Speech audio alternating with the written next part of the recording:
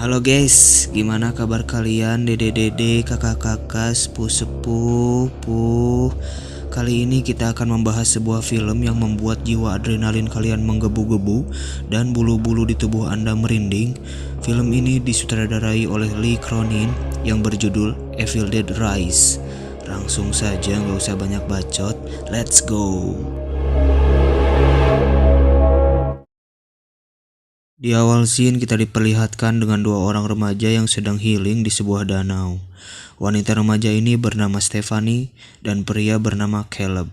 Ternyata mereka di sana tidak hanya berdua, ada satu lagi wanita remaja yang bernama Jessica, tapi Jessica sedang sakit.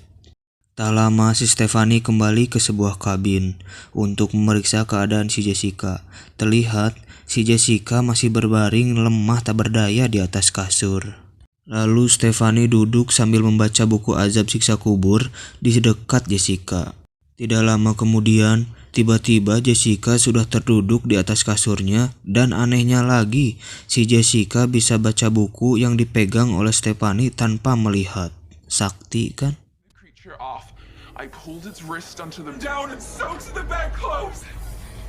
Stephanie pun panik dan ketakutan. Lalu Jessica terjatuh dari kasur dan overdosis. Ketika Stephanie mendekatinya, tiba-tiba setelah kejadian dijambak ubun-ubun, Stephanie kembali ke danau untuk menemui Caleb dalam keadaan ubun-ubun terlepas. Ternyata Jessica pun ke sana dan langsung mengambil drone punya Caleb lalu menghantamkan drone ke komoknya.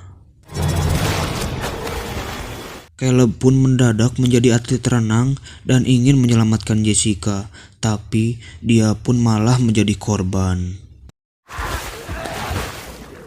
Dan inilah Evil Dead Rise. Au, au. Scene berpindah ke sebelum kejadian mengerikan tadi. Di sini kita diperlihatkan seorang wanita yang bernama Beth.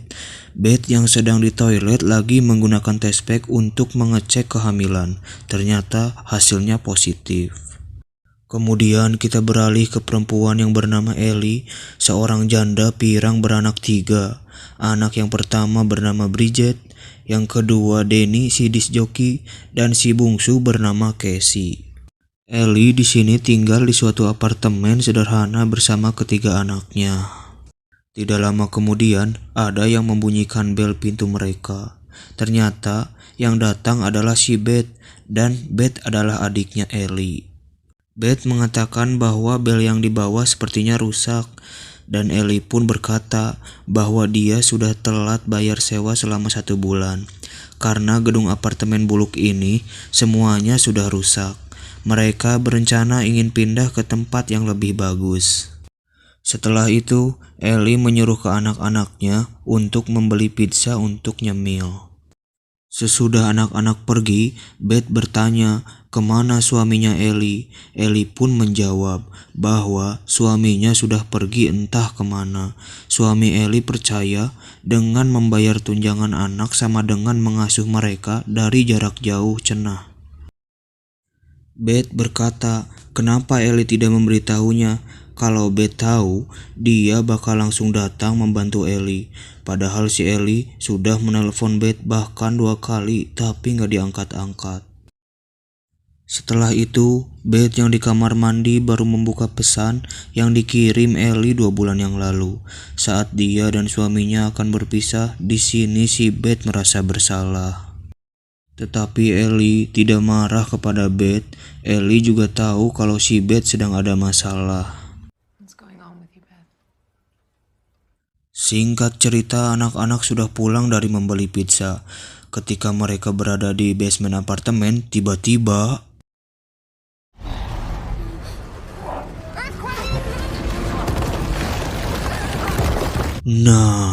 gempa pun terjadi tanpa ada kabar dari BMKG. Sesudah gempa berhenti, si Denny menemukan lubang yang diakibatkan oleh guncangan gempa tadi. Pas dicek, di dalam lubang itu ada berangkas yang sudah tua. Karena penasaran, si Denny masuk ke dalamnya. Denny Sotoy pun membongkar semua barang yang ada di sana. Kali aja ada uang 5 gepok dan emas 7 batang di sekitar berangkas. Tetapi Denny malah menemukan surat lama dan ada foto pendeta yang sedang memegang sebuah buku. Di sana juga dia menemukan beberapa sebuah piring hitam yang langsung dia bawa ke dalam tasnya. Di ruangan lain, Denny menemukan sebuah peti yang di atasnya sudah digantung banyak jimat dan salib. Dan di dalam peti itu Denny menemukan barang yang dibungkus dengan kain. Ternyata pas dibuka isinya adalah sebuah buku.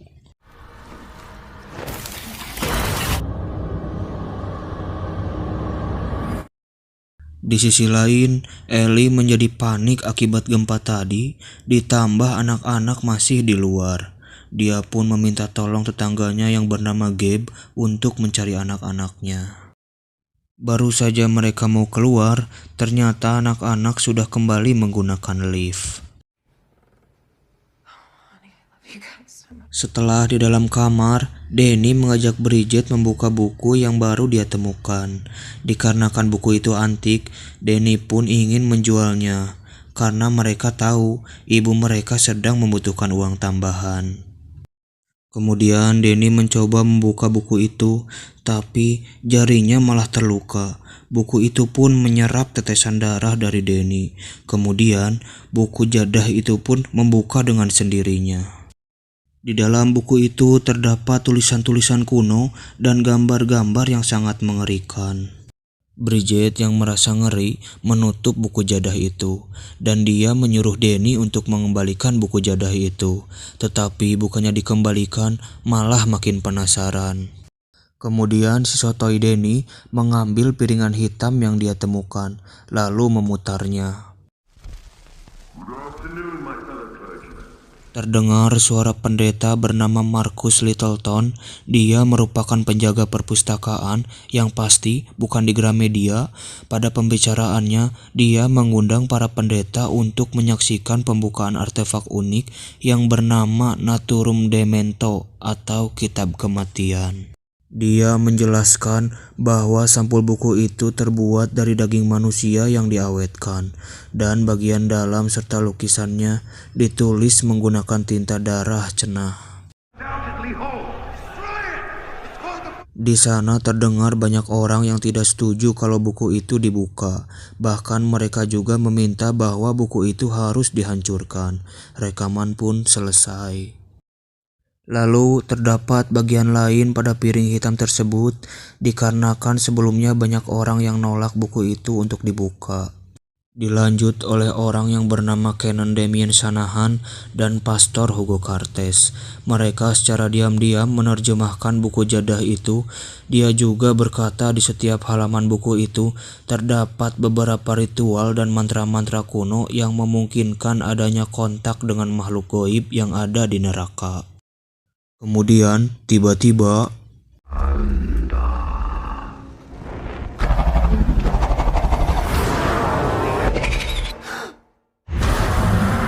si sotoy Denny panik dan berusaha menghentikan rekaman tersebut, tapi anehnya rekaman itu tidak mau berhenti.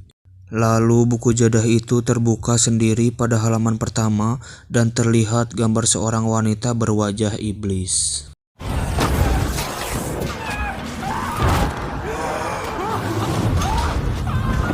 Kemudian Ellie yang ditabrak makhluk jadah merasa ada yang aneh di dalam lift, di mana dia mendengar suara bisikan di telinganya. Tiba-tiba,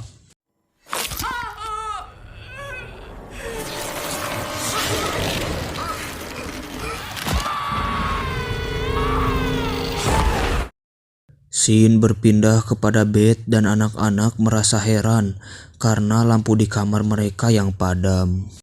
Tidak lama kemudian, terlihat Ellie sudah kembali ke apartemennya. Tanpa sepatah kata pun, Ellie langsung ke dapur dan memasak telur ceplok.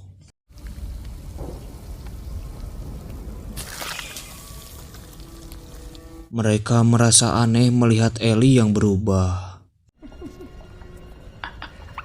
I had the most beautiful dream. Lalu Ellie seketika tersadar dan berkata ada sesuatu di dalam dirinya cenah. Kemudian Danny dan Beth membawa Ellie untuk pergi ke RS, sementara Bridget dan Casey menunggu dalam apartemen. Ketika mereka ingin keluar, ternyata lift tersebut sudah rusak. Akhirnya mereka memutuskan untuk lewat tangga darurat. Tetapi akibat gempa tadi, tangga yang menjadi salah satu jalan mereka pun ternyata sudah hancur. Mau tak mau, mereka membawa kembali Ellie ke dalam apartemen. Beth langsung memanggil tetangga Ellie dan menceritakan yang sudah terjadi. Mereka menganggap bahwa si Ellie ini mokat cenah. Gabe pun mengajak mereka untuk mendoakan atas kepergian Ellie. Kemudian Gabe berkata bahwa masih ada tangga darurat di sisi utara gedung agar mereka bisa turun dan mencari bantuan. Tapi menuju tangga darurat itu mereka harus melewati kamar kosong dan mereka harus membuka paksa kamar itu terlebih dahulu cenah. Di sisi lain, Beth masih menemani jasadnya Ellie sampai bantuan tiba. Lalu tiba-tiba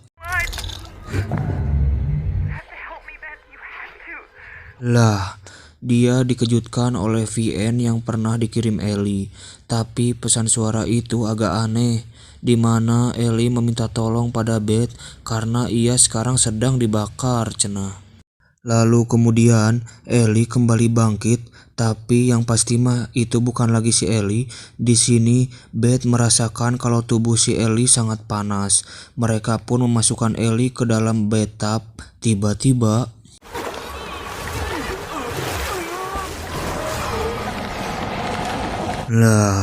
saking panasnya tubuh si Ellie, air di dalam bathtub pun sampai mendidih. Tak ada hujan dan angin, tiba-tiba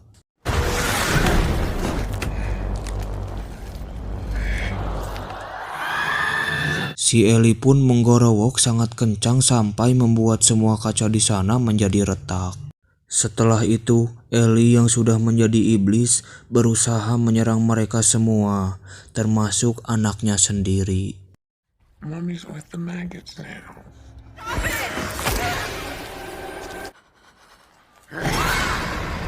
Si Ellie pun berhasil melukai Bridget, tetapi Danny berhasil menghantamnya. Lalu Ellie menggunakan cara cap cip cup untuk memilih siapa yang akan diserang terlebih dahulu, dan pilihannya jatuh kepada si bungsu Casey. Tapi tiba-tiba si Gabe datang. Tanpa banyak bacot, Ellie langsung menggabruk si Gabe dan memakan matanya. Tidak hanya itu, dia juga menyerang orang lain yang ada di sana. Karena ada kesempatan, Beth langsung menutup pintu agar Ellie tidak bisa masuk ke apartemennya. Ketika sudah hening, Beth pun mengintip keluar kamar. Dia melihat Ellie yang masih brutal. Lalu kemudian Pak Aep datang sambil membawa shotgun. Dikarenakan musuh Pak Aep ini iblis, shotgun buriknya pun tidak berpengaruh dan tidak mempan kepada si iblis. Setelah itu, Bridget sadar dan berkata kepada Danny bahwa ibu mereka sekarang kenapa mirip seperti gambar yang ada di buku jadah tersebut. Dan dia menyalahkan Danny, seharusnya Danny tidak mengambil buku jadah itu. Beth pun langsung memisahkan mereka untuk tidak saling menyalahkan satu sama lain. Kemudian si Sotoy ingin menunjukkan sesuatu kepada Beth. Dia menunjukkan buku jadah itu dan dia juga menunjukkan piringan hitam. Di mana piringan hitam itu yang berisi rekaman pendeta dan mantra-mantra yang ada di dalam buku tersebut, dan ketika pendeta itu membaca mantra-mantranya, kekacauan ini pun terjadi. Akhirnya si Sotoy Danny pun sadar bahwa semua ini adalah salahnya. Tiba-tiba buku jadah itu terbuka sendiri, memperlihatkan seorang wanita dengan tentakel cairan hitam yang keluar dari sungut dan matanya. Gambar itu memberi pertanda pada Bridget. Akibat luka dari serangan si Ellie sebelumnya, membuat Bridget perlahan terkena kutukan iblis. Terlihat cairan hitam yang pasti bukan oli bekas keluar dari mulutnya sampai ke matanya. Tidak hanya itu, di mulut Bridget pun keluar serangga kecil. Scene berpindah kepada si bungsu Casey yang sedang perlahan mendekati pintu karena mendengar ibunya bernyanyi. Ellie terus membujuk Casey agar dia membukakan pintunya. Casey yang polos pun mencoba membuka pintu tersebut, lalu tiba-tiba... Nah, Danny dan Beth panik langsung menyelamatkan Casey. Setelah itu, terdengar suara di dapur. Beth pun segera memeriksanya. Ternyata di sana sudah ada si Bridget sedang nongki di pojokan. Lalu Beth pun bertanya, "Apa yang sedang kamu lakukan di sana?" Ketika Bridget membalikkan badannya, ternyata dia sedang ngambil keripik kaca seperti kesurupan kuda lumping.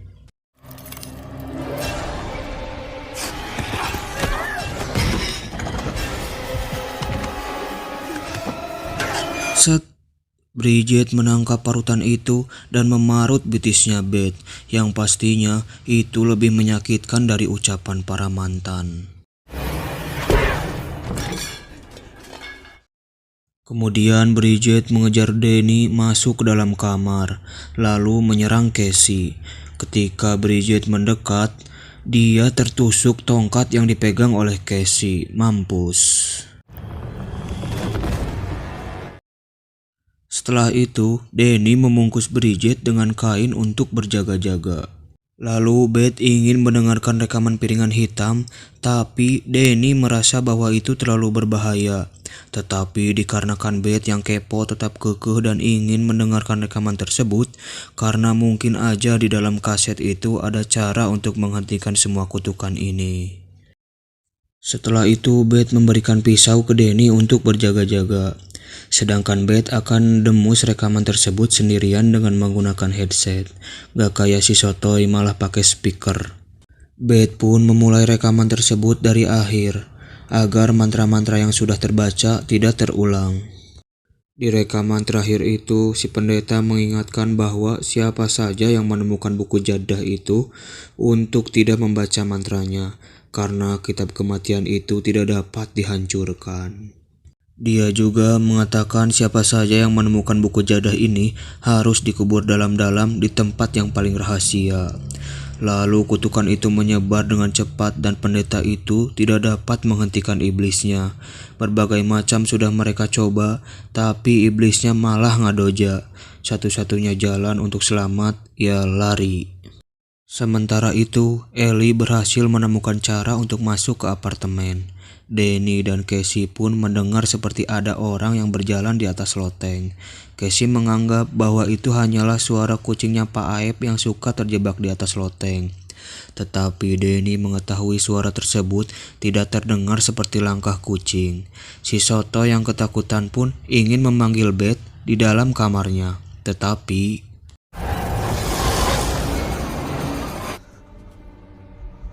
nah, si Bridget bangkit dan menyerang si Sotoy Danny.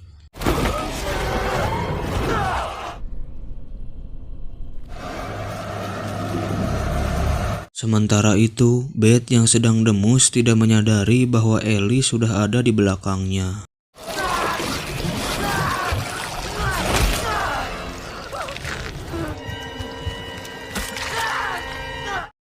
Terlempar keluar kamar, di sana Beth menemukan Danny yang sudah sekarat akibat diserang Bridget, dan akhirnya dia mokat, mampus. Lalu Ellie kembali menangkap Beth dan si iblis mengetahui bahwa Beth sedang hamil. Lagi-lagi, Beth berhasil selamat. Dia langsung mengajak Casey keluar dari apartemen tersebut. Di luar kamar apartemen, Beth melihat pemandangan yang begitu indah di mana seluruh penghuni apartemen itu sudah mokat oleh Ellie. Kemudian Ellie mengambil shotgun milik Pak Aep untuk membuka pintu menuju tangga darurat. Ketika ia ingin menembak pintunya, tiba-tiba... Nah, Beth menembak tangan Ellie sampai putus. Lalu kemudian terlihat Danny dan Bridget bangkit. Bahkan bukan hanya mereka, semua orang yang telah dibunuh iblis jadah itu bangkit kembali. Beth pun langsung mengajak Casey masuk ke dalam lift. Ternyata dari tadi lift tersebut tidak rusak, hanya saja pintu terhalang kunci mobil. Loh! Di dalam lift, mereka kembali diteror dengan darah yang tiba-tiba muncul memenuhi lift tersebut. Sementara para iblis haram jadah tersebut bergabung saling mengodok dan menjadi iblis terharam jadah di muka bumi. Kemudian, iblis itu mengejar Beth melalui gorong-gorong yang ada di atas lift. Untungnya, sebelum mereka tenggelam oleh darah, lift tersebut sudah sampai di lantai bawah.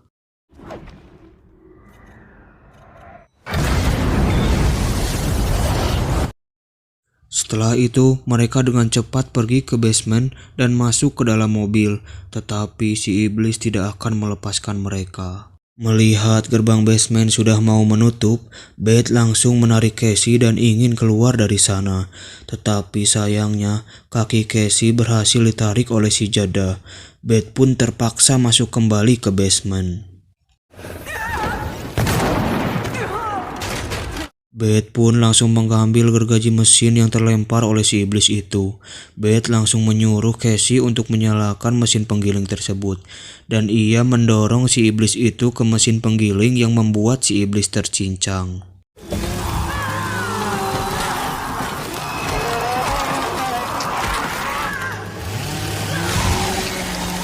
Dan akhirnya, Beth berhasil mengalahkan iblis haram jadah tersebut dan segera mengajak Casey pergi dari sana.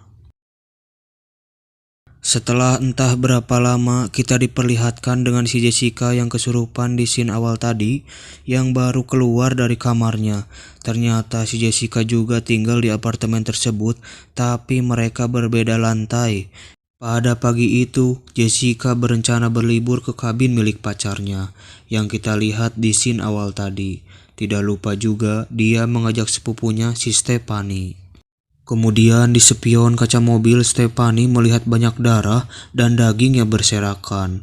Lalu, tiba-tiba...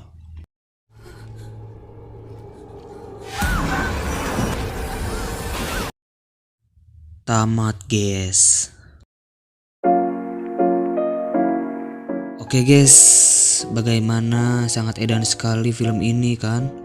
BTW saya sangat suka sekali sama film ini, karena filmnya membuat jiwa adrenalin saya bergejolak. Pesan yang bisa saya ambil dari film ini, janganlah kalian sotoy. Saya pamit, jangan lupa like, comment, share ke grup keluarga kalian sebanyak-banyaknya. See you.